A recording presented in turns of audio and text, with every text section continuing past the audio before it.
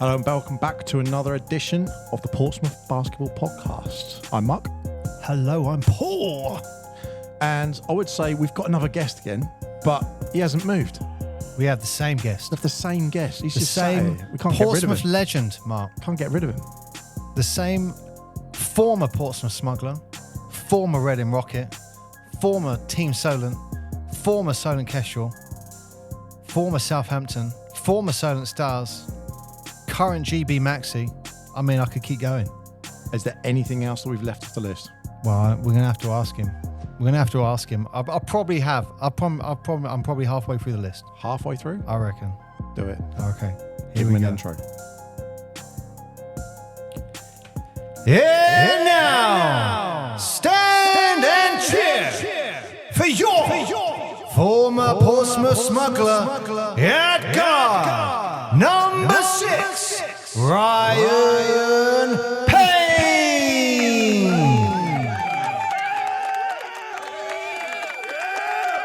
That was a good one. Thank you very much. Thank you for having me. I really appreciate it. That might have been the best one I've done. It's all about you. It is. Don't worry. Right, so you can go now, Ryan. He's done his bit. He's happy. Welcome back, Ryan. Thank you. We don't validate parking, by the way. Well, so you might obviously recognise Ryan from the last podcast where we talked about the Force when they took on the Kestrels. But in this episode, we want to delve deeper into Ryan's basketball career Inside the mind. of the legend known as Ryan Payne. He's going to share something with us today. I can feel it. Well, you know what? The thing I always think of with Ryan is his basketball IQ is right up there. How often do you think about Ryan? Quite often. It's just gone weird, isn't it? Yeah, absolutely. You did that. Oh, wow. Right. So, Ryan, I mean, one of the things I wanted to bring up first, because I don't know if Mark overheard us talking about this, but I just want to throw a surprise out to Mark is, some of the stuff, as well as a player, you're a coach as well. Yeah. And I think one of your achievements is coaching a former NBA player in Joel Freeland. So I was the assistant coach of the Solent Stars under 18 team when Joel came across. So we'd gone to a coaching clinic over the summer, and Joel, it was a North Carolina Tar Heels coaching clinic up at Crystal Palace, and Joel was there. I'm not sure who he was playing for at the time, like a local Surrey team from where he lives, and one of the coaches at the clinic had got him up to demonstrate a jump hook, basically, and so I was there.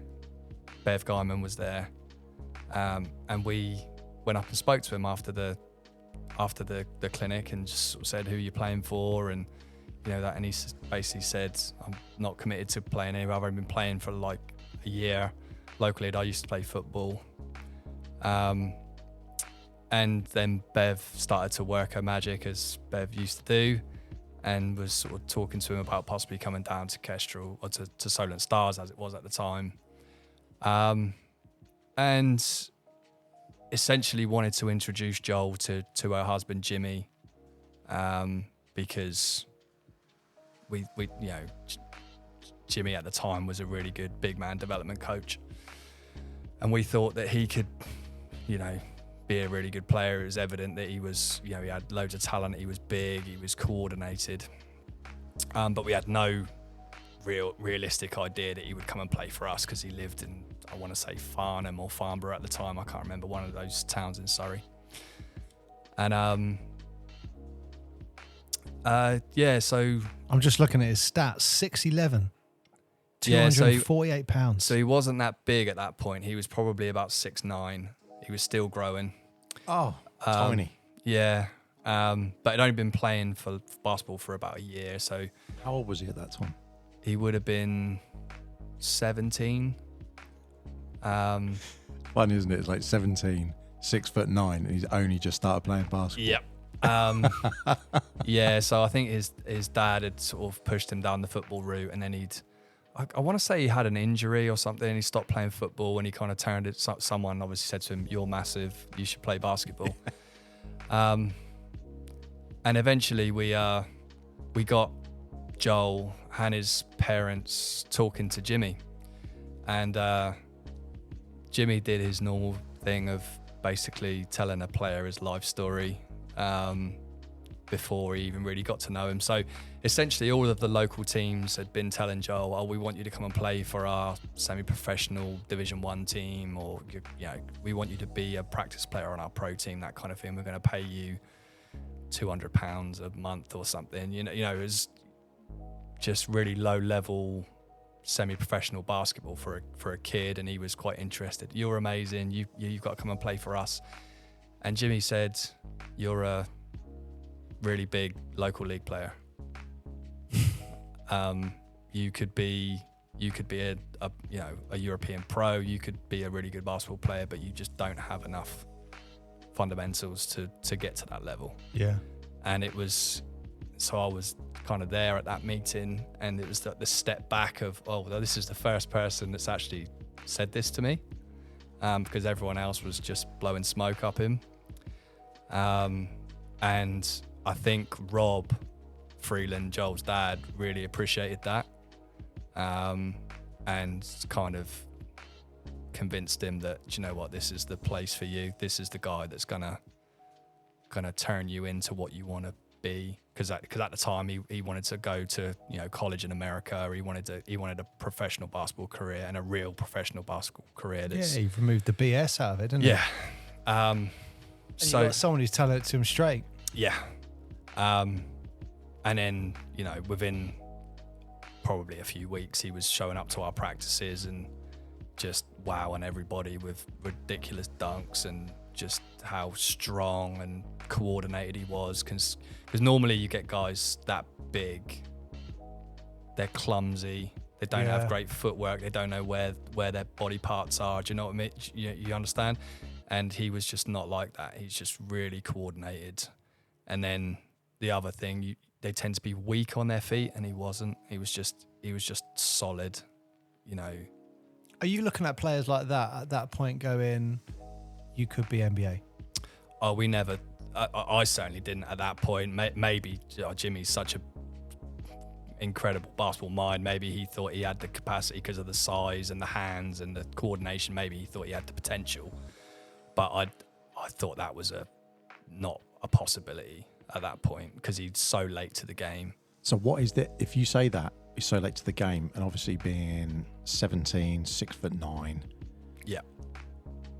When, if you rolled back with his age and size, when would his fundamentals would have benefited in kicking in, for example? I mean, obviously we all want kids to learn or play it as early as possible, but is there, do you think, an age where you go up until like 14, 15? Because you could be, I won't say only, but you could be like 5'5", and then suddenly just start shooting up. I'd love to have seen Joel pick up the game at 14, 15 and see what that development with Jimmy, with the footwork, with the techniques that he just hadn't learned, what that could have translated to, because he was he wasn't a starting five kind of player in the NBA, really. He was a valuable piece for that Portland team, but I think he probably, if he'd have had the development earlier, he probably could have been more than that, probably could have made a lot more money. In terms of when I knew he had the potential, that's probably a really good story. So because at junior basketball, we only had 2 practices a week, and Jimmy was very much like, it's not enough. You need to be in the gym so much more than that. So Jimmy would go and meet Joel at a court, and Joel would drive down his dad would drive him down from Surrey, and they'd meet Jimmy for one-on-one coaching every weekend. We had the 2 practices a week, and then pretty much every other week we used to go to the Solent Stars had a Division 1 women's team that was really good, and we used to play against the Division 1 women's team on a Thursday night and just scrimmage against them. And they had a couple of European girls that were quite tough and, you know, played professionally in Europe, and they were decent. But obviously Joel was just so much bigger and stronger than everybody. And we were a pretty good under-18 team. But I just remember, and you guys probably know this, like if you've ever played against women, like under-18, like boys are very sort of careful about what they do, what they don't want to touch certain places that you would normally if you were playing defense, playing basketball. And so we went through the first quarter, and I remember Joel got like 3 dunks. We used to run this play to get him open into the key, and he caught the ball 3 times in a row and he dunked it. And the Division 1 women's team called a timeout. And I've told this story to a few people before.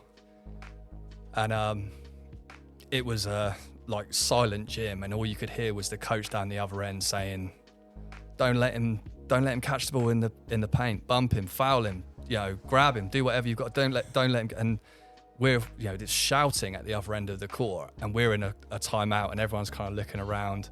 And Joel looks at Jimmy as if to say, "Are you going to do something about this? They're going to try and foul me. They're going to try and hurt me." And Jimmy's like, "What are you looking at me for?" And then we went out, and we ran the same play again. Of course, Joel gets the ball, and they grab him. Ball comes loose. They go down the other end. Joel's kind of looking over at Jimmy. And Jimmy just shook his head and said, "I'm not going to help you. You've got to figure this out for yourself." And then we came back down the other end. The ball came into him again, and they literally 3-4 girls all piled on and grabbed him. And it was like Teen Wolf. You know, when they grab him and he goes down, like Michael J. Fox goes in the ball, and then he comes up as the Teen Wolf and he's just slinging people off of him and everyone jumps off. It was like that. He got up, had the ball, 3-4 women fall on the floor. He jumped up, slammed it, and then stepped over one of them and then walked down the other end of the court. And I looked at Jimmy, and Jimmy just shook his head and put his head down and didn't say anything. And I was like, this kid could be something, because there's not many 17-year-olds that would do this. We've been invited into their session, and that's when I knew there was something about him. Did the step over? I mean, but it was classic. It was classic. It's, you know, I've probably Ty Lue knows about them. Yeah. I hope But it was did like the voice. It was literally like that. It was, you know, stand up, just dispense 3-4 women, dunks the ball, and they're looking up at him off the floor. And needless to say, they didn't do that to him again. Brilliant. But yeah, he was, you know, really competitive. How long was he at the Trailblazers?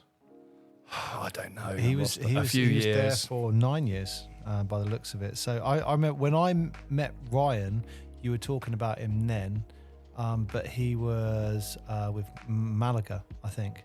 So he was in Spain, and he was doing really well in Spain. I think he got Rookie of the Year or something like that. So the year, it wasn't Rookie of the Year because he played for Gran Canaria before that. So he left us. So the summer after that season, he went to the European Championships for England. Would have been England under 18s, and he had a really good tournament. And he played against some NBA prospects there, and he was highly recruited at that point. But his grades for school weren't that great, which made him difficult.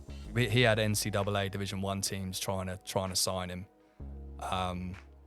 And I mean, I've seen recruitment letters from some high major Div 1 teams, but they just didn't have the grades to go. And he ended up going to the Gran Canaria Basketball Academy, where he played for like a lower division Spanish team with the idea that he could sit the bench or possibly step up for the ACB Gran Canaria team. And I don't think he played much for the ACB team that year, but then the year after he started to break his way into the team. And then soon after that, he went to, I can't remember which year it was, but he got drafted while he was still there. we stayed up and watched the draft at Jimmy's house. He went number 30. He was the last pick in the first round. Oh, wow. That was at the time when Phoenix was really good. Steve Nash, Sean Marion, Amari Stoudemire, and they were playing that run and gun basketball, 7 seconds or less. And basically their scout turned around and said they didn't have a first round draft pick. They had, I want to say they were picking like 35 or something like that. And they basically turned around to Joel's agent and said, if he falls to 35, we'll take him, because we need a big guy that can run, jump, shoot, and defend. And they were going to take him. But they said there's no way he's going to fall to 35. They're like, we're absolutely sure he's going to. I could be wrong with 35, but it was early in the second round. And he ended up going to Portland in a really good draft, to be fair. Where dreams go to die, says Mr. Lillard. Yeah, It's funny, isn't it? Funny team. yeah. Well, I'm pretty sure he got drafted in the same draft as LaMarcus Aldridge. Wow. Yeah. They're Portland are a funny team, aren't they? Because they've always been there, but they just don't have that step to go up. And you think where they were, and then they have they had Seattle above them. Yep. And then they lost that with the rivalry. And Seattle were always the trump card for them, without a shadow of a doubt. Yeah. I mean, when Portland drafted him, he was a prospect. They left him in Europe for a few years. He ended up going to Malaga. And with the season you're talking about, when he went to Malaga, he was the leading scorer in the EuroLeague that year. But he was under contract for the Portland Trailblazers. Yeah. I can see that here. Wow. Yeah. And then he went to Portland. Because I remember that's when I met you. You were talking about him, and he was in Spain. And then all of a sudden, bam, he's in the NBA. And it's like, oh, wow. Yeah. Because at the time, NBA teams were doing this a lot. They were selecting guys, young guys from Europe, and leaving them over there to develop, and then bringing them over when they were ready. And a lot of people in the UK thought that he wasn't ever going to be ready. He was too late to the game. But he worked really hard at Gran Canaria, and then he was a dominant player for Malaga. He was really good. He was one of the best players in the EuroLeague that year. And then Portland couldn't wait any longer. They took him. So that's 9 years total. He was at Trailblazers, 3 Malaga in Euro, and 6 out in the NBA. I mean, look. And Ryan was helping coaching him. Did you know that, Mark? That's why I started with that one. No, I didn't absolutely didn't know that. Yeah. Quite even like if you had a 3 years in the NBA, that's amazing enough to say. I had a 9-year contract with the Blazers, 3 played Euroball, and then 6 I was in the NBA. Well, I mean, just going to play in the ACB is an achievement. That's an incredible. That's the second best league in the world, no question. Or at the time it was. I'm not sure what the rankings are now, but I mean, just to have the career he did in the ACB is impressive enough. But then to break in, we don't have a long list of British people that go and play 6 years in the NBA. No.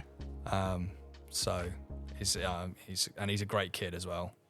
Not a kid anymore, he's a man. But I remember you always spoke very highly of him, not just as a basketball player, but as a person as well. You were always very complimentary of him. So every time he came back in the summer, he would always, we always, he's a celebrity, he's an NBA player. We wanted to talk to him and ask him how he was doing and, is he going to play and, all of that kind of stuff. And he would just be asking questions about everybody else. How are you? How are your parents? He was just a great dude and from a great family as well. Yeah, so he deserved grounded. Everything he got. He worked really hard, did everything that Jimmy asked him to do. And then Jimmy gave him the platform and he just sprung from that. I did hear when he was an NBA player, when he would come back to England, people would be like, I just went down to Summer League and Joel Freeland's just played against an NBA player. Yeah, so that's a great story. So I don't know, he was playing for Gran Canaria at that point. So he'd been drafted, but he wasn't in the NBA. And we used to go down to the Portsmouth Grammar School and play in the Summer League. It'd be me, Matt Guyman, a load of guys from Matt Guyman's age group. And we used to win. We were a good team, so we used to beat all the local, the local guys. And every summer, we went on for a couple of years, and every summer teams would start stacking each other up to try and beat us because we never used to lose any games. And one summer it was getting wet, like every game, every week it would be a completely stacked up team. And Alex Byrne had told me, next week you've got a tough game. The guys have created a team to come knock you off your pedestal. And I said, all right. That'll be good. I obviously knew that Joel was coming back, and Matt had been speaking to him, and he's like, I just want somewhere to play. So he came down from Farnham. Brilliant. And obviously we were like warming up for the game, and the other team's getting ready and thinking, we're gonna knock them off. And then Joel walked in and just absolutely destroyed it. His first like 5 or 6 plays were dunks. But I tell you, do you remember Will Neighbour? He used to play for Bow Hunt. He's a couple of years younger than Joel. There used to be a Bow Hunt team at the grammar school. And Will was quite tall. He's about 6'9", long arms, blonde hair, plays in the BBL now. And Will had a really good game against Joel. He played really well. But I remember speaking to him afterwards, and he was just like, the man is just rock solid. He's just, you run into him, it's like walking into a wall.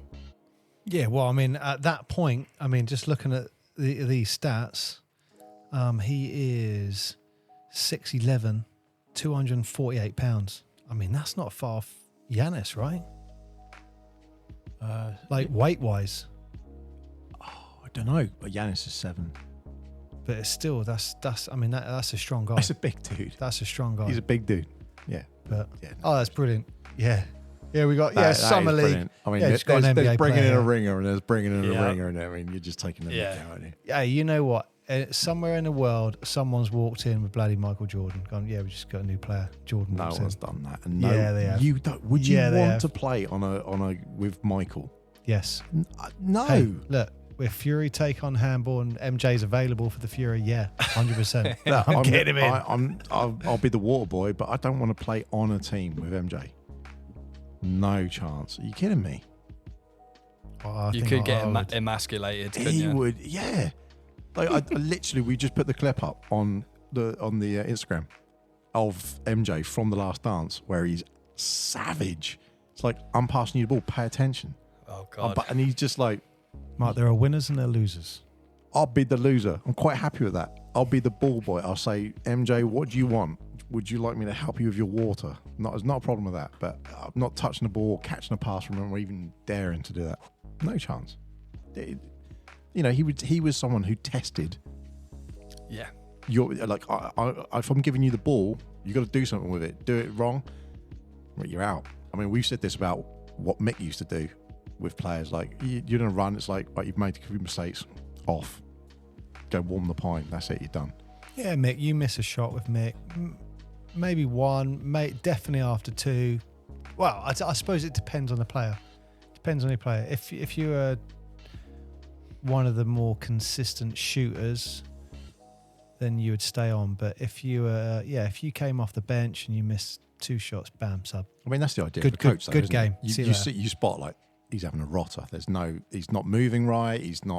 The head's not there. Whatever it is, absolutely. You spot it, don't you? But that's why I always, and it was only in hindsight, looking back, like years and years later, when we were talking about the whole psychology of the game, is as a player, I remember there was so much more weight on that shot because I was like, I'm getting 1 or 2, maybe 3 shots a game. So when I go to do that, there's so much more pressure on that shot. If I'm shooting 30 shots a game, okay, maybe it's not too bad if you miss one. But that's why I think it'll be really good to get Steve back on talking about the whole mindfulness and psychology when we talk about flow. Yeah, absolutely. I think we should get him back on and talk about that. 100%. But one of the things you actually mentioned when you're talking about youth players, when we had Steve Davison on, one of the things he talked about was, I won't say there's the parallel because of obviously trying to go over to the States, etc.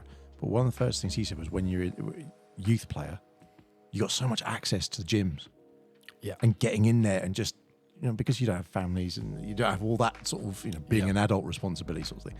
So the access you had to just go train and do the Kobe thing all the sort of time. Yeah. And is that, you think, sort of, honestly, the bit that you'd love to have seen him have that kind of access? Absolutely, yeah. I think.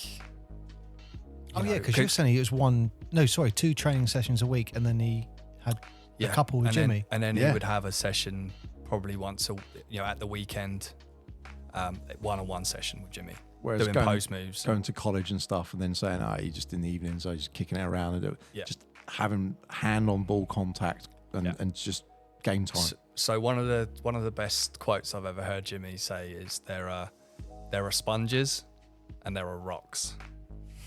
And Joel is a sponge, so he just soaks everything up. Any bit of information you give him, you show him something, he knows how to do it.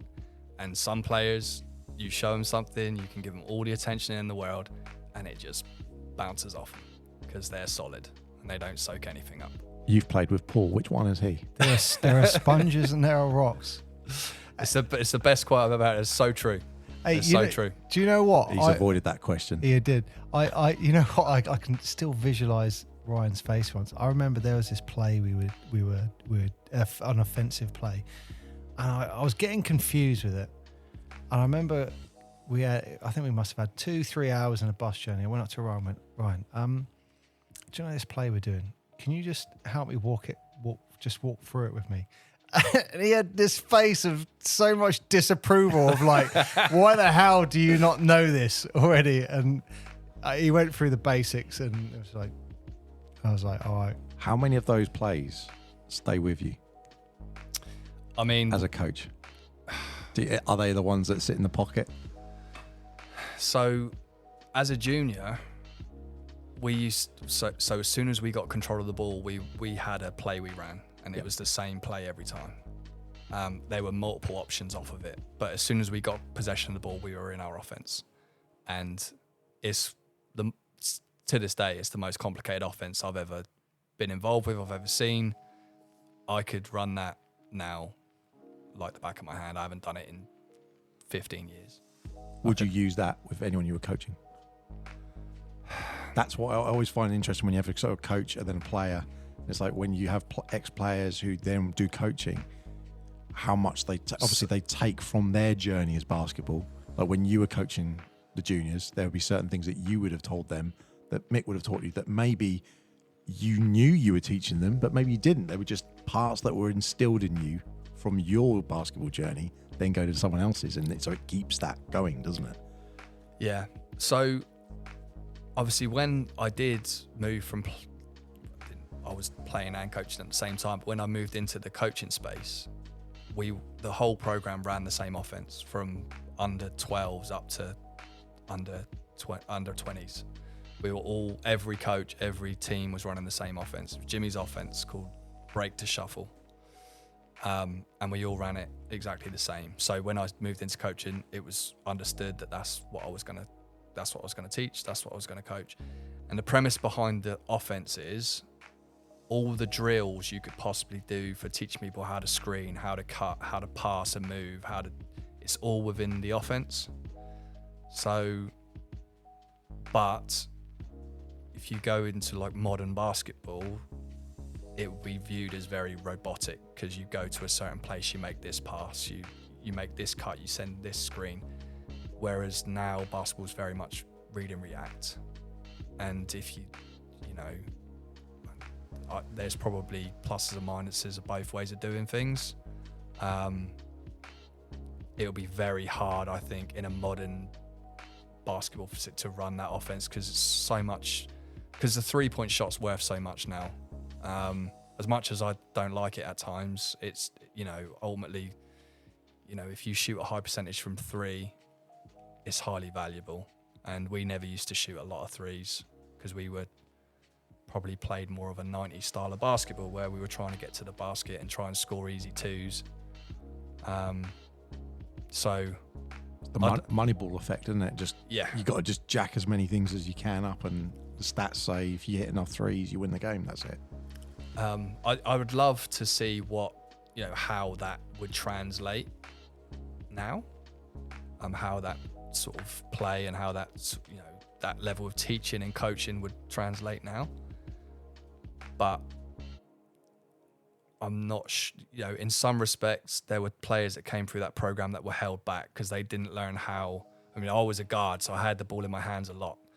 There were players in that organisation that weren't guards and didn't have the ball in their hands a lot, so weren't making those read and react decisions all the time. Does that make sense? Yeah. And particularly, and you guys probably know this, being around junior basketball, you get players playing inside at 13, 14 that are never going to be playing inside when they're 16, 17, 18. You know, they need to learn how to play on the perimeter because that's where they're going to end up playing. And we didn't play that way. We had 2 guards, 3 forwards, and 3 forwards played, you know, inside. The best ones figured out ways of playing, you know, adding to their game and getting guard skills, but some of them learned to play with their backs to the basket and post up, and they're only ever going to be 6'2", 6'3". That's not going to translate to, you know, high level basketball. Does I that know make what you're sense? saying. It's also sometimes the other way around. Like I was helping coach National League under 12s, and there was an under 12 kid who was 6'1", and I was very much like, let's teach him fundamentals under the basket. Like under 12s, you're going to kill it, aren't you? Yeah. Really. But there was a lot of trying to teach him the perimeter, and I could get it, but part of me was like, look, guys, he's gonna be a down low player. Let's focus on that. But a lot of the focus is, you know, 5 out. Take him out. It's so hard to judge because, I mean, obviously you got to look at the genetics, look at the parents. If you got parents that is 6'8" and over 6 foot, Dad's a mum, big guy. you know, then it's likely that he's going to be that kind of size, and he's probably gonna need to be able to play inside. But even if you look at the high level of pro basketball now, you've got 6'8", 6'9" guys handling the ball. They need to have perimeter skills. You know, there's so little value to a 6'9" guy that can post up in pro basketball. There just isn't. It's weird because we literally were having this conversation this morning. Yeah. Because I was the down low guy. Yeah. Because I was I grew early and that was it. He was the guard. Yeah. So then fast forward to when you guys were playing, he'd had ball time, but then he was playing low. Yeah. I think it was I don't know what it A was. small forward, I guess. Very small forward. But yeah. But it's like that helped. But you can have it the opposite way, where for me, then I went, hang on a minute, like I'm no use to anyone now because I know down low. Yeah. I'm not a guard. I don't have the hands for it. I don't have the speed for it. I can punch someone in the face, or I can block someone out, or catch a rebound. But that's what I learned from that young age. So it's a gamble, isn't it? Because you know, is that someone too high? What are they going to? How? And also they're not just away from the game, you know, the world, the life, but their agility and that sort of side of things as well. The fitness. Yep. You know, Jimmy's whole thing with break to shuffle was everyone learns how to play. So you know, you probably know from playing with me, Paul, that I used to post up. I would catch the ball with my back to the basket, and I could back people down and, you know, shoot over the shoulders and shoot jump hooks and score inside. You know, that's like a forgotten thing now for a 5'9" guard to be able to do. You know, it was quite rare even then, I guess. So that was the plus side of it, and that's why Jimmy was so good at developing big men. You know, that's why Joel became what he was. That's why Will Neighbour went and played, you know, in America, and then came back and made a pro career elsewhere. But, you know, people aren't recruiting sub 6 foot guards for their back to the basket skills. Yeah. But could they switch it up? I mean, you know, you looked at, was it Houston 2 years ago? They tried to do the small ball thing. I mean, the greatest example for me is, at the moment, is New York with what's the little guard they just got across from Dallas? Can't remember his name. Yes, I do. Well, you don't, Mark. Jalen Brunson. Yeah. So Who he did? obviously that stocky. weasel who left me. Yeah, sorry about that. No, But you're he's not. No, you're not. You saw the Dallas top. You know. Are you a Knicks fan? Are you? no, I'm not. I'm not a Knicks fan. No, No one's a Knicks But- fan. No, but I like his game. I liked his game at Dallas. I Yeah. thought they were wrong to get rid of him. When you look at the finances side of thing, it was a stupid decision. But he's a guy that can, take advantage of mismatches with his back to the basket as a 100%. point guard, essentially a small point guard. And the flip side argument is because guards now are so focused on being able to defend people coming at them facing the basket, when someone posts them up, they don't know how to do anything about it. But you have someone like Luka, Yeah. and he's 6'9". People forget he is a big dude. He's bringing the ball up. I mean, his court vision is outstanding. There's no question. But do you want him bringing the ball up? He does take advantage of mismatches, though. I think with Luka, the biggest problem I have is the usage. It just doesn't translate to the playoffs. You've seen it with someone like James Harden, and now with Luka. I mean, Luka does play well in the playoffs. You can't deny that. But Is that are you going to win a championship with one guy dominating the ball that much? I just don't think you can. So this leads us quite nicely, actually, because we talked about, like, in that part of the history, with seeing some youth talent and them going through to the NBA. For the UK itself, that trajectory to get there, when we talked with Steve, like the fact that he'd even got a ticket to go into college and do something at college, we were like, wow, like that just wasn't done. Yeah. So that pathway to get into the NBA, which, we're not going to go the whole world champions thing, but the NBA is the pinnacle of basketball, as basketball players see it a lot of the time. Yeah. Well, that's the place you want to get to at some point. But for people in the UK and maybe European teams, up until maybe the last 10, 15 years, that wasn't an easy route to get into that, because it was set up for the NCAA and the drafts, and that's how it was set up, wasn't it, really? Absolutely, yeah. Yeah, I mean, I think you've said it on previous podcasts, the NBA game is so physical. It's refereed so differently, and European players struggled historically with that physicality.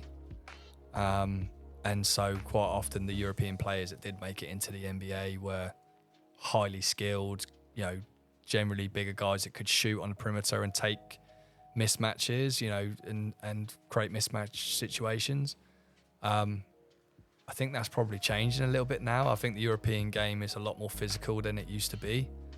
And then you've got, for the most part, the European players are more skilled. Wow. I'm not necessarily talking about British players, but if you talk about No, let's not the, go there. let's call it the Eastern Bloc teams, the Serbias, the Slovenias, the Latvia, Lithuania. These guys have, they can really play basketball. It's a national sport, isn't it? Yeah. Greece, Spain. I mean, Slovakia. At the Fury, there's been a load of Greek players. France. France. And, Spain. Going back to my previous point, these guys are getting their guys they know that are going to be 6'10", 6'11", 7 foot. They're getting them playing on the perimeter when they're kids. So they're developing those perimeter skills when they're kids, and then they get to be 6'10", 6'11", 7, and then they start taking care of the matchups and the post-ups and that kind of stuff. You saw that in the World Championships this summer. Actually, Vucevic and those sort of players that you think, he's a 7 foot centre. Hang on, why is he outside? Why is he hitting it? He's hit the three. Okay. Yeah. Oh, you can do that. How do you stop that? Then the Dirks and all those players who just set that benchmark, haven't they? But we talked about it on the last one about 48th was GB in the FIBA rankings. I think I said it was the football equivalent of Moldova. And I think that's how I should have phrased laughed. it. I should have laughed. And ironically, in the FIBA standings, Moldova is the bottom as well, which is weird. But it was just like, why is GB basketball so low when it was the top 9 teams, I think, Paul, that you went through that were European? Well, out of the top 12, 9 were European. We should look into it, but my assumption is when it comes to any kind of qualifications, GB are going up against in this decent block. They're going up against Germany, France, Spain, Slovakia. It's very hard to Serbia. qualify for tournaments in Europe because there are so many good teams. Yeah. You know, if you're Australia, you've only got to beat New Zealand to qualify for the Olympics. That's the situation. Whereas really, because it's done by. I mean, I don't know if that's still the case. But I think there's a few teams, but yes, there'll be a lot smaller countries than Australia. So you've got to qualify in your own continent, and obviously in Europe there's a lot more countries. Yeah. And that standard of basketball is huge across. So that's the first thing. It's hard to qualify, as we found out in the lead up to 2012. You know, even as the host nation, it was difficult for us to qualify. I think the fact that we don't have, or until, you know, I'm not going to speak too much about the BBL because I'm not educated enough about it, but it's not a well-respected pro league internationally. Let's just say that. Okay. So players that are good enough to go and play professional basketball generally don't aspire to go and play in the BBL. They want to, you know, obviously leaving the EU and the contract situation for UK players is complicated things, but generally what people did was they left and they tried to play in Spain or France or Germany. There was more money, it was a more professional and a better standard of basketball. The pay, actually, that's a really good point. The actual, your salary is going to be significantly more, isn't it? Yeah, because they're respected leagues. So that's the other thing. Whereas if you look at someone like Spain, and I suppose that's probably an unfair comparison, but the majority of the elite Spanish players play in Spain because they've got a quality league there. And so they're all playing together year round, rather than with us in the UK or Great Britain. We've got players, some of them are playing in, you know, Turkey, some are playing in France, some are playing in Germany, you know, wherever. And there are regional differences to the style of play. And then we've got to bring that all together and try and mesh it into a team in a very short period of time and compete on the hardest international stage. You know, whereas in Spain, they pretty much all play the same. They play pick and roll. They play high-low. They move the ball, they move people. And all the teams play a very similar style of basketball. And so it's very, you know, I don't know because I'm not involved in Spanish basketball, but perceptively it looks very easy to mesh those guys into a team to play international basketball. And even the Americans have struggled with that, as we've seen in documentaries. And you know, you've got guys that are used to having the ball in their hands the whole time, and then they go to the USA, you know, team, and they, you know, Brandon Ingram barely touches the ball. He doesn't know, he's not effective because it's not a style of play he's used to playing. But they are ranked number 1 in the world now. I mean, you've got to be changed immediately after those World Championships. That should be changed. No, immediately. it was changed after the World Championship. They weren't first, and then now they are. Yeah. You know, so they came fourth. You can't discredit.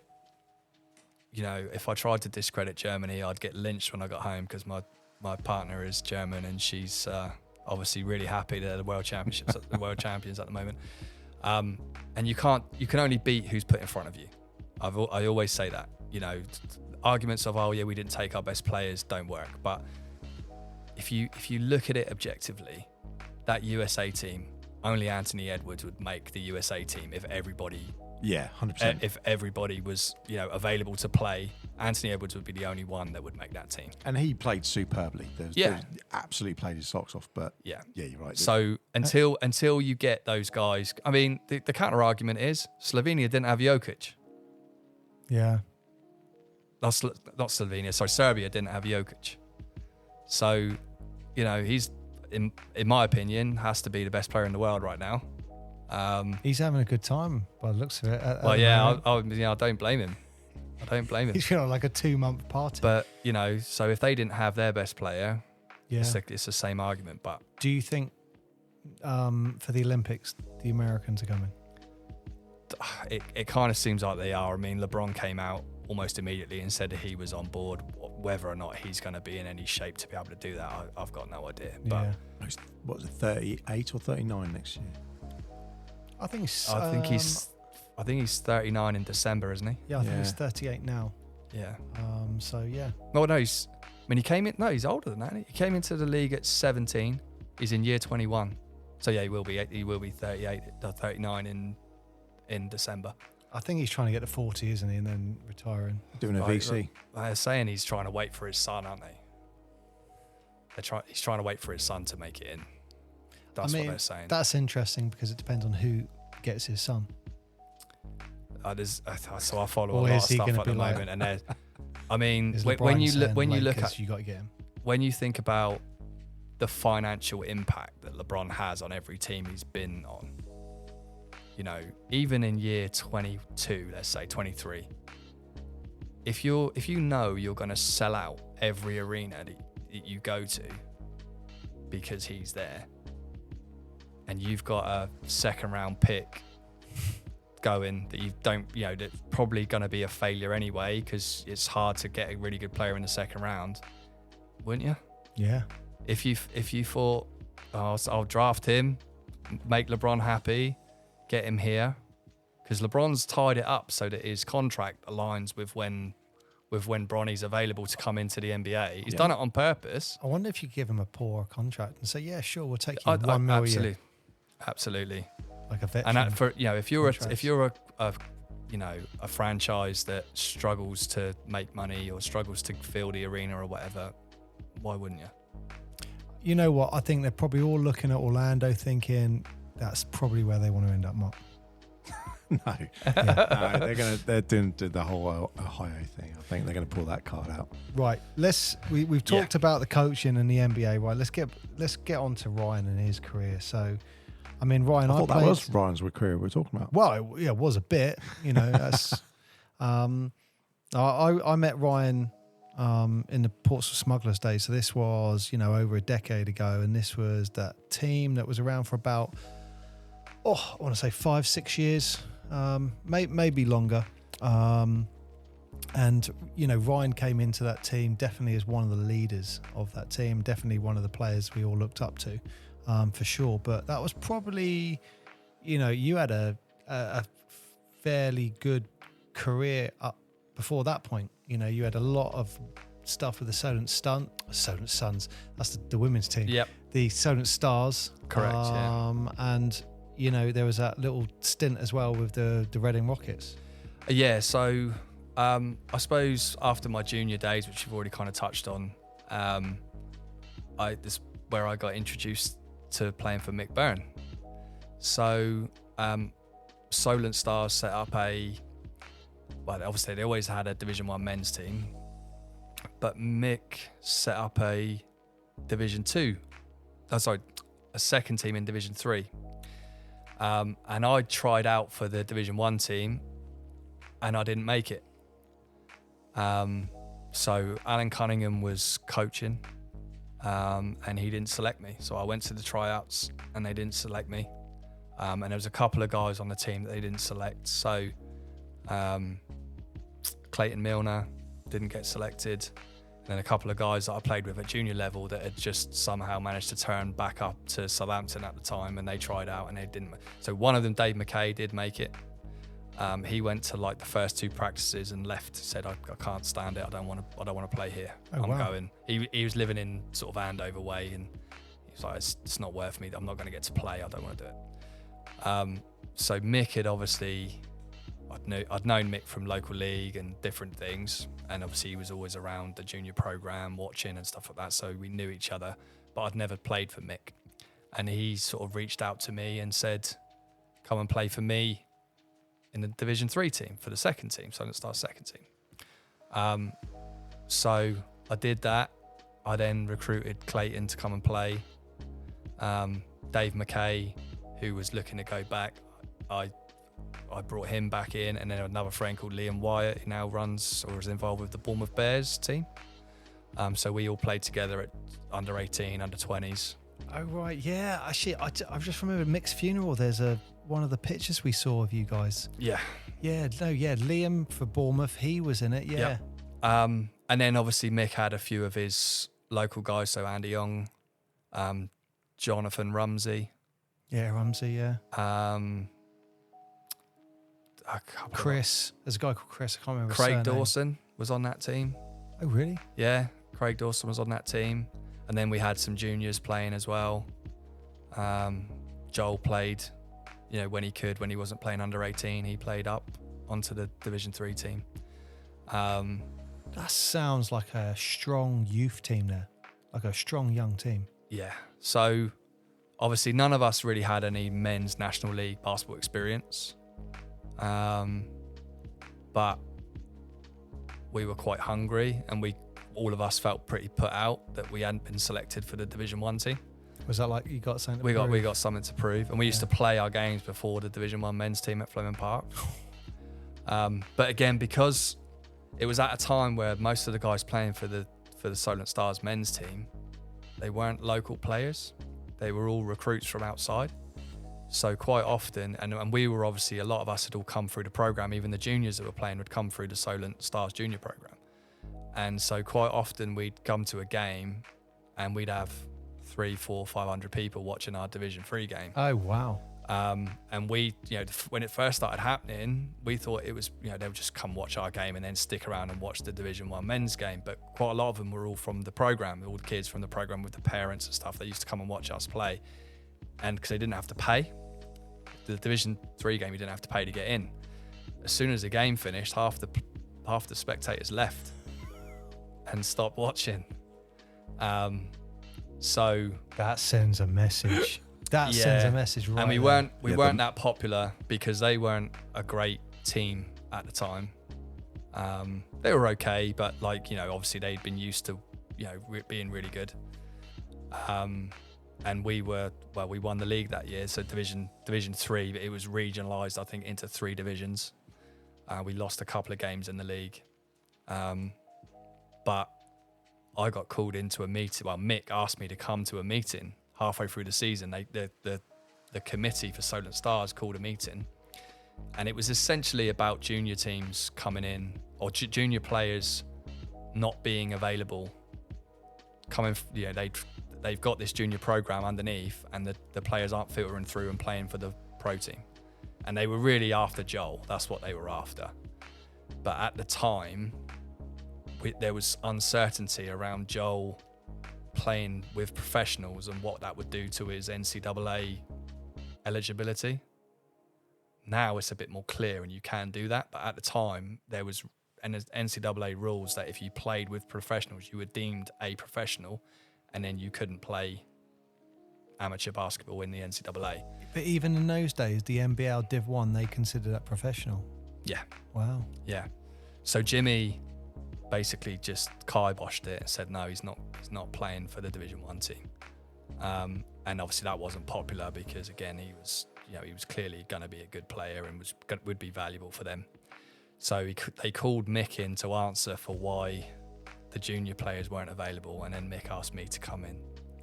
So there was probably 20 people in the meeting, and there was a load of people talking, and I was sat at the back and listened.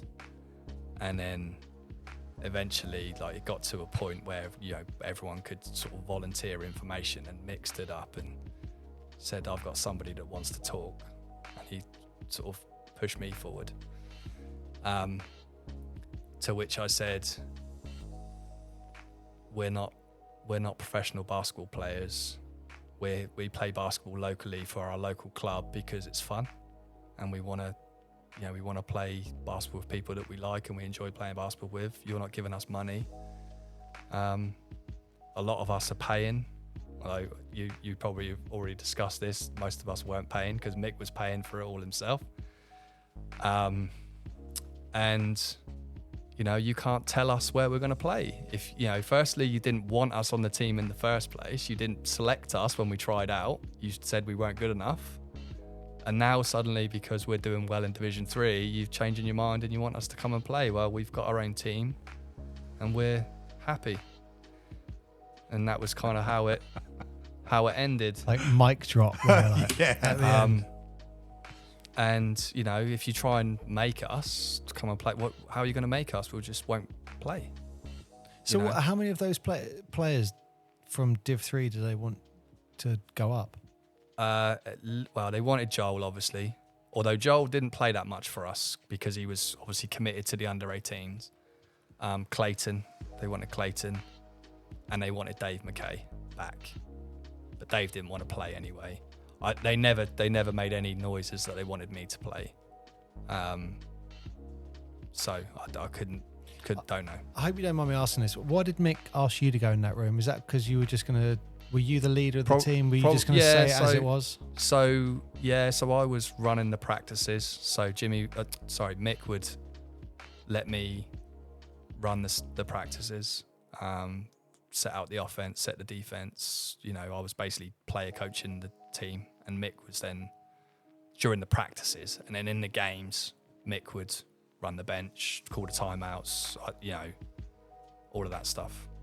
Yeah, this makes sense. So this is why Mick, by the time you got to the Smugglers, Mick's got the respect that we could all see that he had for you at that point. Okay. Yeah. So and at that time I was, you know, probably quite vocal about what I thought was right and wrong, and you know, I was already a coach myself, and knew that I felt put out by the way that all of us had been treated by not being selected for the team, because we thought we were better than the guys they selected.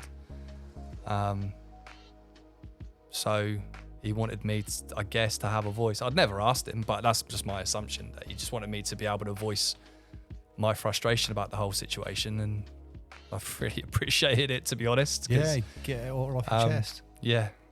How do you think, hindsight now, if you had been picked, how do you think you'd done? I don't think I was ready. Because I ended up playing for that team, and we'll get to that in a minute. I ended up playing for the same team a couple of years later, and I struggled. Like I said, I'd never played men's National League basketball, so jumping straight into Division 1, I will say, I didn't think I was going to go in there and play 25, 30 minutes a game. I was fully aware that I was probably going to be sitting on the bench and coming in and playing 2-3 minutes behind the guys that have been playing there the whole time. I just thought I had earned a spot on the team, and they didn't even think that.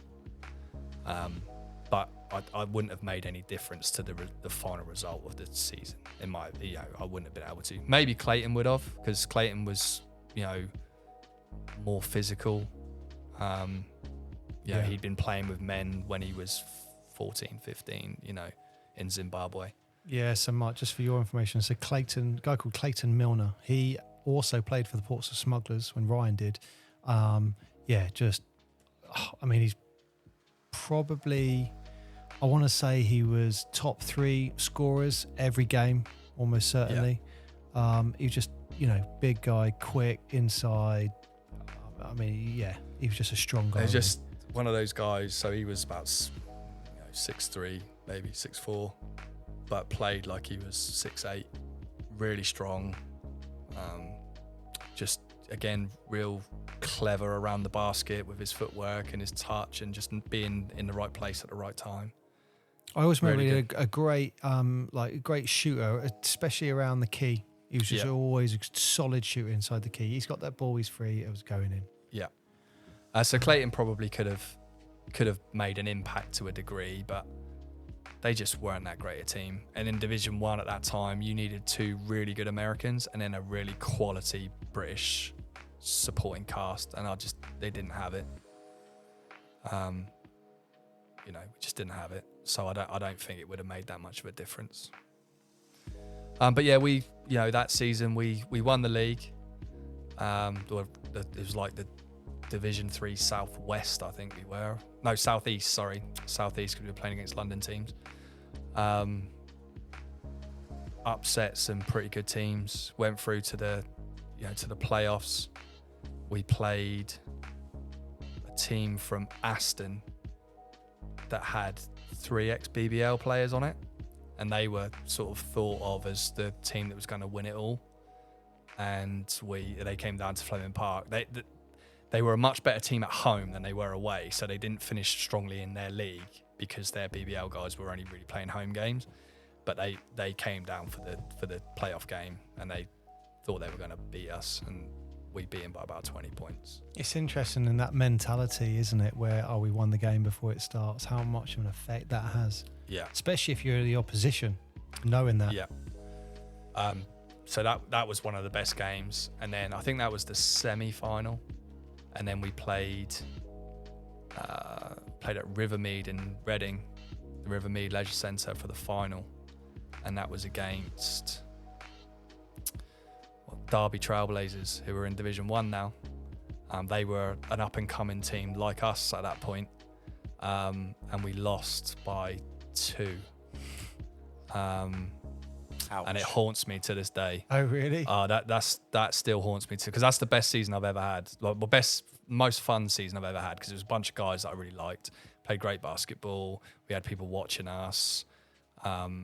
It was kind of my coming out party as a men's National League basketball player. People started to recognise that I was a good basketball player. And we were the best team, and we lost. I turned the ball over 2 times, and I'd had a great game. And then the last 2 minutes of the game, I turned it over twice, and they scored both times. We were up going into the last 2 minutes, and yeah, haunts me to this day. I still wake up in cold sweats about it now. So you putting that whole loss on you? So that's big. That's so tough to say. That's all on you. It's a team. So after the game, I was on the bench by myself. I can't remember where everybody else was, but I was on the bench by myself, and I had my head in my hands. I was devastated. And Jimmy was watching the game, and he came down and he sat next to me, and he gave me the best pep talk. So first of all, he said, because one of the passes I threw that turned over hit the person who I threw it to in the hands. So it wasn't like I just threw the ball out of bounds. It was like 10 feet away from somebody. I threw the ball, it hit him in the hands. He didn't catch it. It went to the other team. They went and laid it up. And he said, the ball hit somebody in the hands. It's not like you threw a terrible pass. He was able to catch it. He just didn't catch it. So that was the first thing that he said. And then he told me a story how, and I don't remember when it was, but obviously Jimmy's like a legend in the game. But in the 70s, he was playing for Crystal Palace, and he missed a free throw in the national championship game to win the game. So he had a free throw at the end of the game to win it, and he missed it. And it was on the national newspaper of him missing. And he just said, it happens, it's just part of the game. And what do you do from now?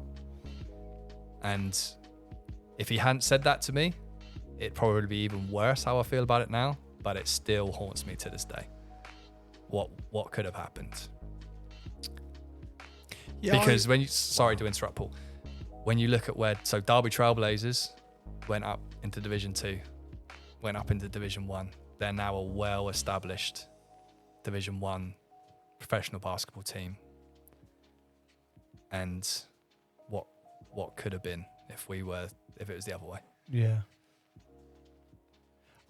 I mean, it's that. Yeah. But do you think it could be the way you have that leadership role that you? Because I remember a few games where you took responsibility for a game. I always remember, that leader. You were one of the only people turn around and go, "That's on me, guys." I remember you did that for a few games, which is very similar to what you're saying now. Yeah. But I mean, I don't know. I've never asked the guys. I'm still really close friends with all those guys on that team, particularly the guys I played junior. Like Clayton's. I'd go into any game with him. He's my best teammate ever. I've never asked them, but I'm pretty sure none of those guys look at that and say, "Do you know what? That was your fault. You turned the ball over." Yeah. But you, as an individual, you're thinking, well, I missed that one jump shot and we lost by 2. If that jump shot gone in, we'd have won. So that's more of you trying to be, better yourself. Yeah, no, so it probably speaks to who I was at that time as well. So again, Jimmy was like, you can't be a point guard if you turn the ball over. If you turn the ball over more than 3 times a game, you're not a point guard. And so that was like my attitude about everything. I can't turn the ball over. I've got to be safe with the ball. And I hadn't turned the ball over the whole game. And then the last 2 minutes, I turned the ball over twice, and we lost. It was devastating. It was absolutely devastating. I mean, sometimes you just have the right voices around you at the right time when you need to. And, obviously, I don't know it's Jimmy, but, he was the right character to give you that talk, because he's probably the only person I could have listened to at that point. Because he'd run through that. Yeah. I mean, you could have had Nick Anderson, maybe. He knows a few things about missing a free throw, but yeah, I mean. So because you lost the playoff final, did you not get promoted then? So, again, it was complicated, and I think we had this is on the very outskirts of my memory, but I seem to remember having a conversation with Mick about where we're going to take promotion to Division 2, because we had the choice if we were going to take promotion. And at the same time, the whole regime for the Division 1 team had changed. There was a new coach going in there.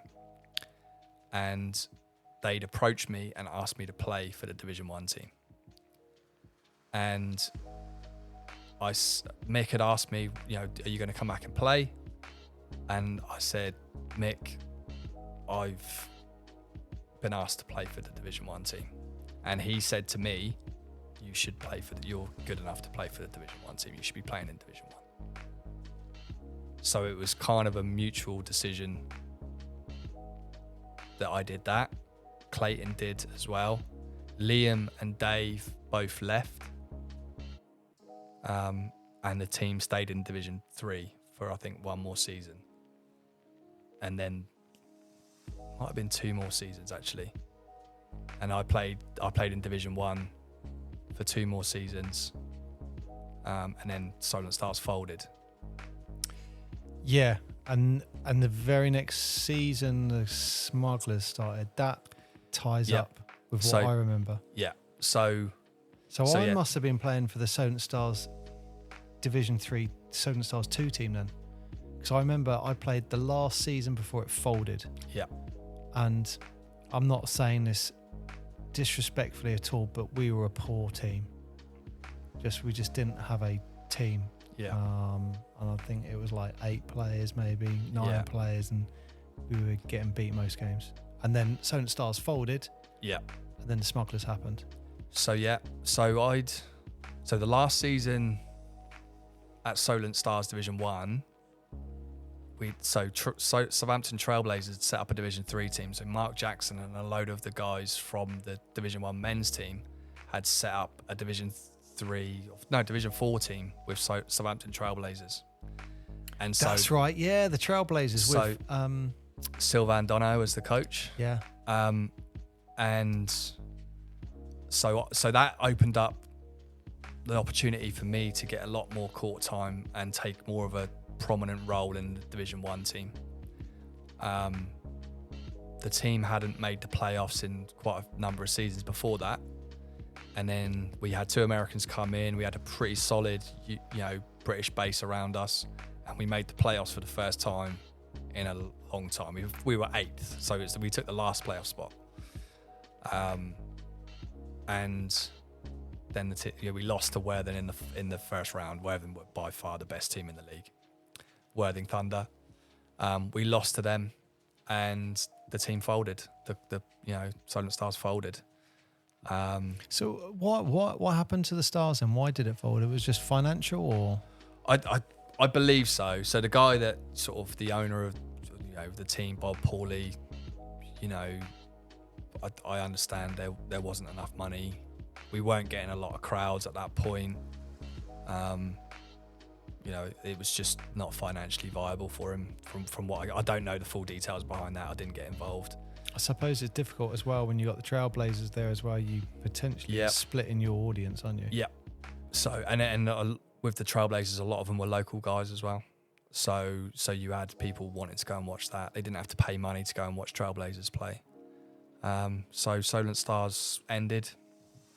I'd got to the point where I'd had a pretty good season. I'd had a knee injury during the season, but I'd played pretty well. I was the captain of the team.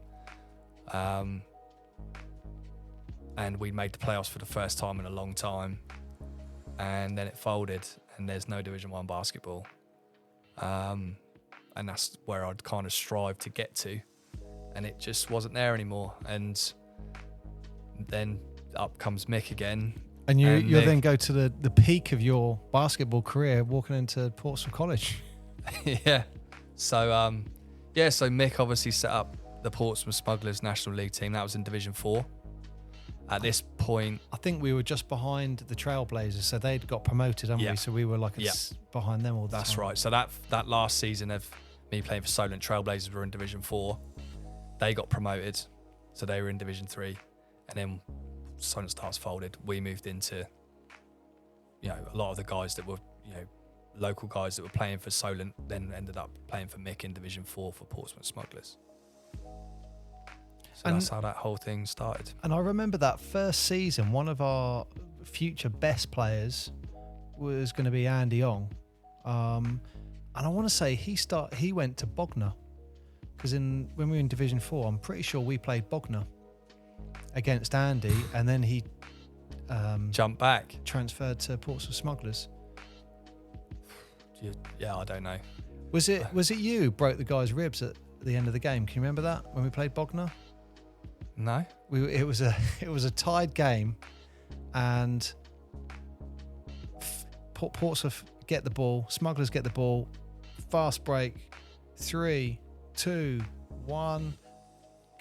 Bognor guy sets a charge. Guy goes up, smacks into him. The guy moves, so charge isn't called. Scores the layup. We win the game. Guy's fractured 2 ribs. Remember that? No, I don't remember. And it was in the change room, and later someone said, "Yeah, he's fractured 2 ribs there." I don't remember which year it was, but I remember playing Bognor. I want to say it must have been in Division 4, because that was so that season I was the MVP of the Division 4. Yeah. Yeah. Well, when we played Bognor, it was a really close game, and so this wasn't a close game. There's the one at that I'm home we killed them. Yeah, so that's the game I'm talking about. Yeah. So that's the best I've ever shot the basketball in that game. So I wasn't known as a 3-point shooter at this point. I was a pull-up jump shooter from 15 feet. That's what I did. But I don't know what happened. I was just in the zone, I guess, on that day. And it was at Mountbatten Centre. And we had all of my junior kids that I was coaching at the time were all there. None of them had ever seen me play. And they all came to watch the game. And they were up on the balcony at the top watching the game. And I scored 37 in the first half. I literally didn't miss a shot. I literally did not miss a shot the whole first half. Hero mode activated. I mean, it was one of them watching you. I came in the first couple of minutes of the game and hit my normal sort of pull-up 2s. And then, with every shot, every basket, the kids are just going crazy. And then, obviously, I'm the point guard, so I'm bringing the ball down the court. And they're just egging me on, like, shoot it, like crossing the half court, shoot it. I'm pulling up 30-footers, and it was just going in. Wow. And, it's one of them games where the coach is trying everything he can to try and call you off. You got them throwing people at you, different, sub that guy out. He can't guard it, put somebody else in just to face guard him. And it just didn't make any difference. And I scored 37 in the first half, and the game was over. They were just completely demoralized.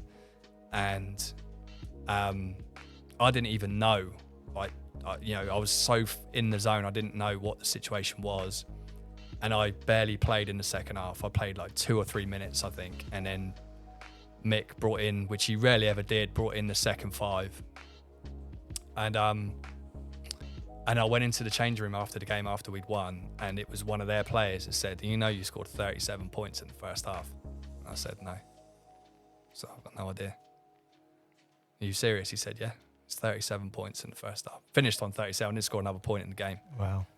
But it's by far the best I've ever shot in a game. Well, I appreciate. Thank you very much for letting me play in the second half by your first half performance. You know what? I just remember you always being consistent. So I don't remember you scoring 37 points and a half because you scored. In the teens probably. But you're always contributing. So I kind of just think, oh yeah, Ryan's going to be one of the scorers. Clayton, Steve, Harry Veazey, I think his name was. Harry Veazey, yeah. He came in Division 3. He wasn't in Division 4. He didn't play in Division 4. Oh, okay. At least I don't think so. Andy Ong, obviously. Yeah. I'm trying to think who else there was. Lawrence Rowe. Lawrence Rowe, yeah. So one of the games, I can't remember if it was that season, but I think you talked about it on one of the other podcasts, and he came in and he did the similar thing. He came in and scored like 32 points in the first half. In the half, yeah. Can you remember Mick said to him at half time? Yeah, I remember. Yeah, I remember that game vividly. Lawrence, no one scores 32 points in my team. Something like that. I want to say it was Andy. But we were struggling to beat that team. And he came in, and they were playing a zone, and we just couldn't knock a shot down. And Lawrence came in, just exploded, and just went off, and just broke the game open for us. I remember he hit a three, and they weren't getting out, and then all of a sudden he started then driving in. Yeah, I want to say that was London Towers. I want to say it was London Towers. That was at Mountbatten as well. But yeah, I want to say he got injured really early on in the second half, though. Yes, he did. He scored 2 points, then got injured. You're right.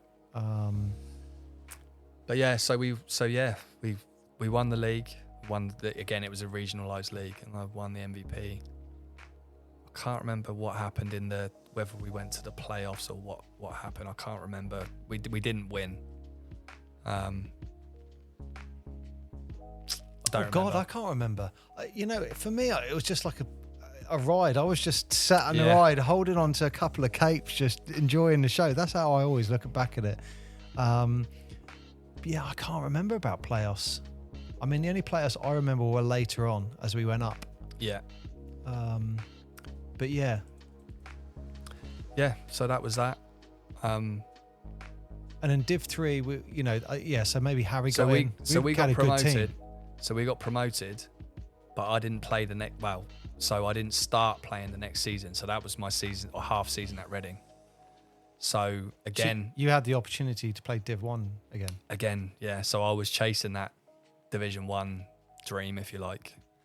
And I can't remember how it came about, but I remember having a conversation with Bev Guyman, and she knew that I wanted to play, to a higher level.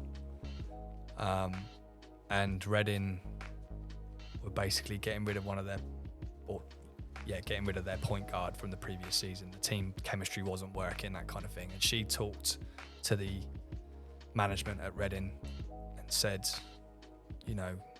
what about Ryan? Who again, they knew me because I'd played against them in Division 1 and I'd coached against them with the junior teams. So they knew who I was. And they invited me up there for like a summer run playing against their guys, and it was Dave Titmus was coaching at the time, so he kind of was just watching the session, watching how things were doing, and I sort of went back and forth with their American at the time and sort of held my own and tried to defend him even though he was really good. And at the end of the run, they said, if you want to come and play for us, we don't have anyone that does what you do. So yeah, come and play. I was living in Southampton at the time, working in Christchurch, and then travelling 3 times a week up to Reading to play for them. I didn't get any money or anything. I was just doing it off my own back. So I did that to start the season. They had a great team. It was Tintin, David Tintin Watts, went all around Division 1 and the BBL, great basketball player. and that's the season where they didn't lose a game. So they went undefeated in the league, the cup, the playoffs, everything. They won everything that year. But I got to about October, November, and it was just killing me. I wasn't playing a lot. I was coming off the bench. This is from Southampton, so you're travelling to Reading from Southampton. Yeah, that's for training. That's going to be quite hard. You get to know the Shell station very well, don't you? Yeah, it was costing me a lot of money in fuel to go to and from. I mean, I spoke to one of the guys who was the team captain, a guy called Richard Wellens, who's on the was on the GB Maxi team with me. Really great guy, and he was talking the management into sort of giving me some expenses money to help me sort of cope with the financial side of things and keep me on the team. But time-wise, it was just killing me, and I just couldn't do it. I think a lot of players go through that, don't they? Yeah, and you know, to some degree, I regret it because I could have been part of something pretty special, but I wasn't playing. I was coming off the bench, 8th, 9th, 10th man off the bench. They were doing the right thing for their program. They had some really good up and coming junior guys coming through that they were trying to get some Division 1 experience. I was probably marginally better than those young guys. Probably deserved, if you just looked at it like that, like more court time, but they were trying to invest in their own youth, which I completely understood. You know, I'd want us, Southampton-based team to do the same thing, to be honest. So I stopped, and thankfully I did it in time so that I could transfer. So I transferred back to Portsmouth. To the sacred landmark.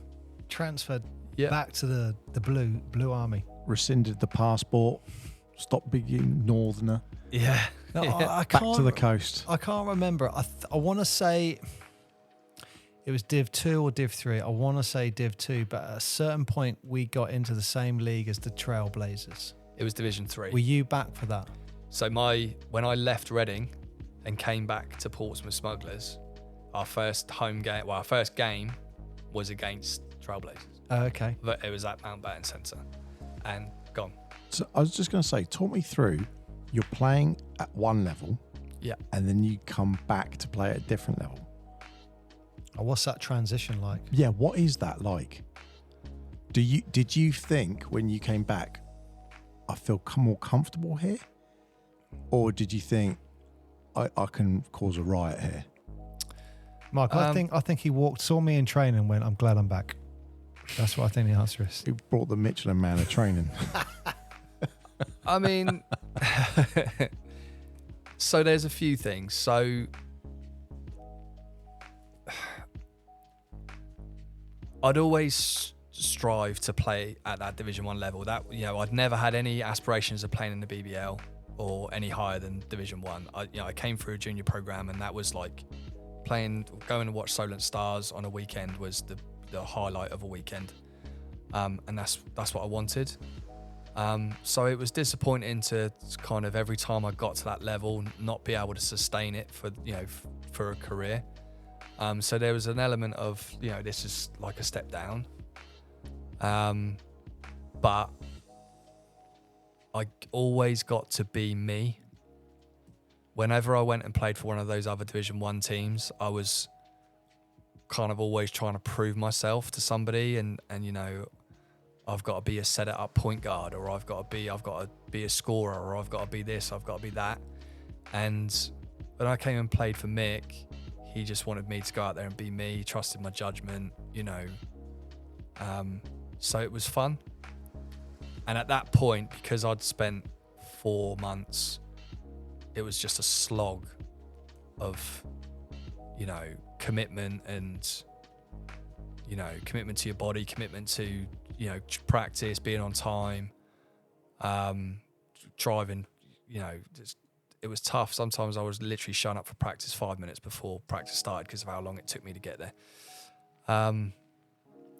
And it was just fun to play with people that I liked, people I enjoyed playing basketball with, and Mick let me be me.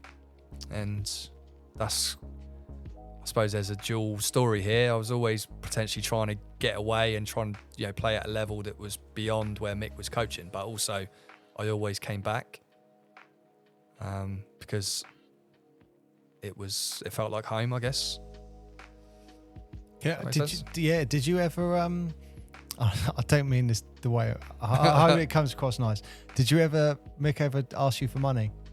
Not once. I don't think he took. Can you remember the So trip it that took Leon paid? I Remember- heard the story though, but I don't remember He that. turned up with, it was like season hadn't started and he turned up with 550 quid, and Mick was like, look, Leon, well done, everyone give him a round of applause. He is, a model player. This is what you should be aspiring to, doing this. So No one else did. So the season we played, the Solent Stars 2 season in Division 3, it was kind of like an unspoken. So I went through half the season believing I was the lucky one that wasn't paying, and everyone else was paying money, and it was like £35 a month, I think, at the time. And they did all the whole meetings about it's supposed to be £35 a month. You need to pay on time and all this. They did all of that. And Mick never spoke to me about it. And I obviously didn't pay, and it was never brought up. And I just assumed I was the only one that was getting away with it. And it took us until probably January, February. And we even mentioned, even going into that meeting with them saying we're paying our own way and all this kind of stuff. We'd made the statement that we were paying for our own basketball. And then me, Dave, Clayton, Liam were all like, are you paying? No. Are you paying? No. And we literally went around the whole team and nobody was paying money. So how he was doing it, I don't know. Could be the reason why Solent Stars went bust. I don't know. I think Mick was funding a lot. Yeah. I think Mick. I remember I think it was either £20 or £50 a month we were supposed to be paying, and I think I paid it up to maybe Christmas. And then when I found out half the team wasn't paying, I'm like, why should am I be paying? Yeah. Like, yeah. But legitimately, there's some teams that just wouldn't have existed, without him doing that. Yeah. There's, I completely believe that. Because there were people that couldn't have afforded to pay. Yeah, definitely. And Mick carried the teams financially, Yeah. I think. Talking about the Trailblazers, I do look back at one of my personal favourite games was against the Trailblazers at Fleming Park. That was Jackson's retirement game. Yeah. Yeah, I was there. And I remember, who was it? I remember they gave him some big award. Yeah. And someone just went, they're giving him an award. Like, come on, use that. Mentally use that. And you guys beat him, yeah. Were you playing that game? No, I was watching. Oh. I can't remember why, but I was stood behind your bench. I was in street clothes. I can't remember for what reason, whether I was injured. No, I'll tell you what it was. I rolled my ankle in the season, and I was out for about 6 weeks, and it was at the end of the season. Oh, okay. I remember we won by 2. I think we won by 2 points. It was like quite a low-scoring game. Yeah. I want to say it was like 66, 68 or something like that. I was happy about that too. But the one thing I looked back and just liked about it, I had a bit more court time than I normally would have, which was nice. But I just remember the crowd seeing Portsmouth and Southampton people mixed. Yeah. Throughout, because it was both. I think it was at Fleming Park. Both bleachers were out. And then when we won, I just remember jumping on Andy Ong, just celebrating. There was nothing. It was like, all right, they won. Half the people clapped, half the people didn't. Yeah, I mean, it was a rivalry game. It was intense, but there wasn't any nastiness or anything like that in amongst it. It was a good-natured game, and that's scored 4 points that game, Mark. Career high. And one was on the by the baseline. Free throw. What was the highest amount of points you've scored in a game? National League. Yeah. I think it was 14. And the only reason I remember that is because Steve Davison mentioned that the top 3 scorers get put on a website or something like that. The Basketball England website used to, England Basketball as it was at the time, I think. Yeah, and he said, this is what happens. I was like, man, I just want to get in that top that's the three red bag to the ball for you. once. And look, I'm not going to say I was an overly great player, but what I do remember is knowing that and thinking, when I come on, I'm going to try my hardest to get someone like Clayton the ball or someone else, and I'm going to try and facilitate. And I remember putting so many picks on for people, thinking, I look back now thinking maybe I should have been a bit more selfish. But I remember one game in particular, Steve said that, and it was a bit of a red rag. And I just went, right, I am being selfish. This next game I scored 14 points. And I remember you getting the ball, getting past someone, and from the halfway line, and I think it might have even been Steve was in front of me. I was like, there's no way I'm passing you this ball. No way. No way. And it was 14 points. And Steve, he messaged me and took a picture or something like that. And when I was third, like, there we go. Boom. But I think the team ended quite soon after that, I think, from what I remember. But we had some good games. I mean, we had a couple of cup runs as well. Yeah. I mean, I remember your name ruined my speech once. Your surname. Yeah, you've got to tell this story. So was this Div 2 or 3? Would have been Division 3. So we're Division 3, and I think it was a cup competition that went higher than Div 3. Like we were doing well, wasn't it? I think, wasn't it Div 1 as well? Oh, I don't remember.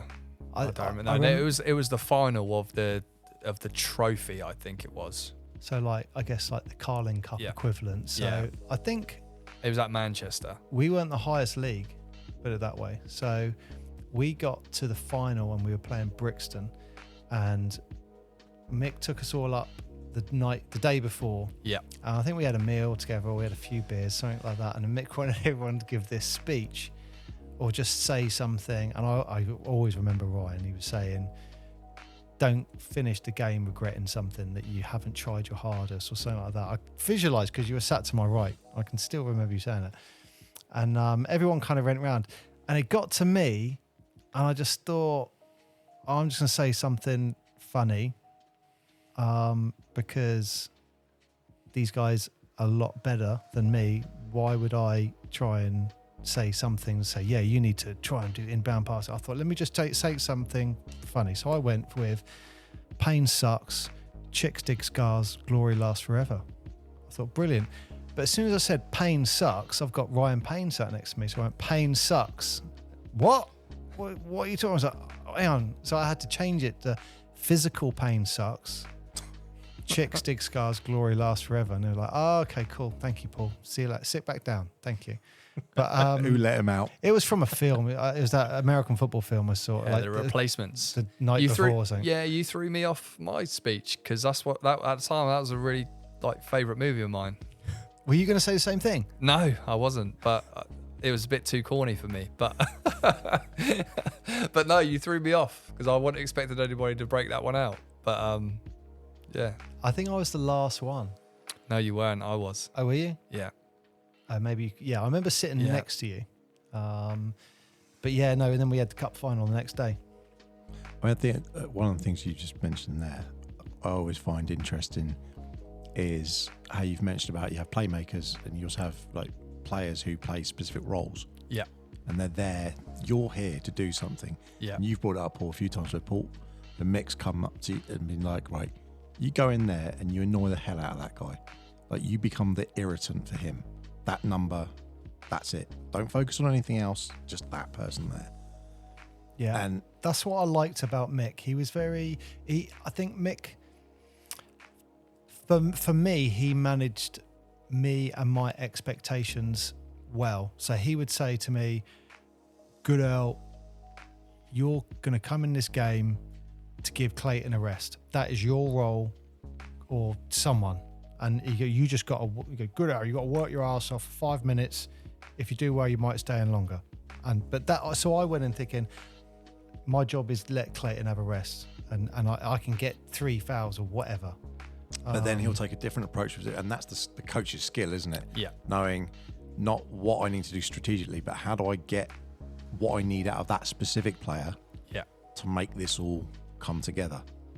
Yeah. But I think there was lots of mature players in that team, and everyone seemed to gel well in the sense of they knew what their role was. They knew who the scorers were. They knew the players going to be working hard.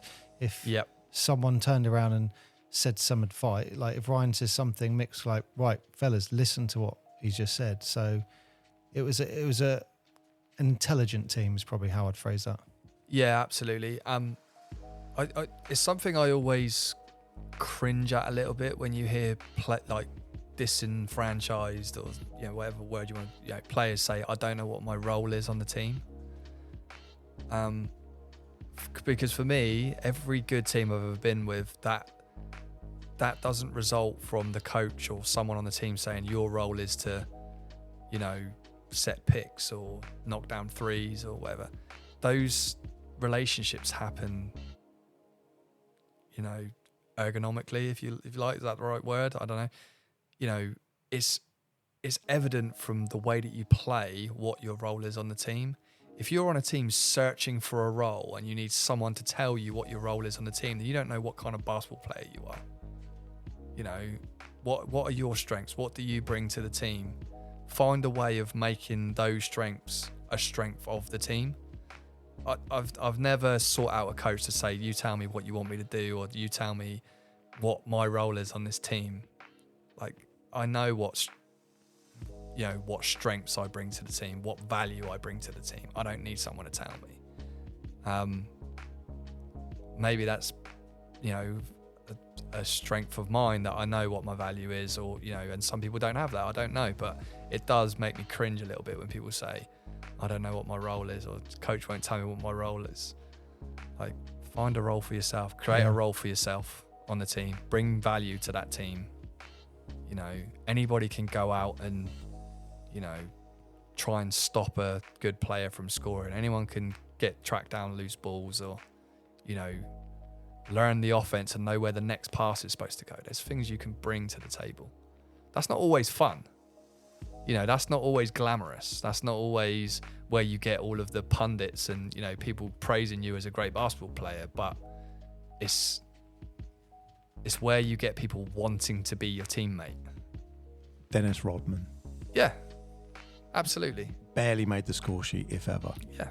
But probably the ultimate guy that knew his role. Yeah. Knew what he was there to do. Didn't need anyone to tell him what to do. But arguably one of the best rebounders in the game. Ever. Yeah. And just did the agitation thing, was physically a massive guy, and knew where he had to be, didn't need the direction. But then Phil had to manage him in a different way. Yep. I'm saying Phil, like, I know him. But he had to manage him completely differently to, and then you have someone like MJ. You have, those to bring something like that together. Yeah. And I know what you mean by players, because, I do remember when that squad started, there were a couple of players like, I want court time, I want this. And it's just like, just shut up, do whatever you need to do for the team. Like, if that I've always maintained there isn't a coach in the world that just will cut their nose off to spite their. I don't like that player. So that player is going to bring value to your team and make you, capable of winning games. The coach is going to put you on the court and give you the court time. You've got to bring the value to that situation. If you're going to make yourself a nuisance and be in the coach's face asking for court time you don't deserve all the time, like, you deserve everything you get. Yeah.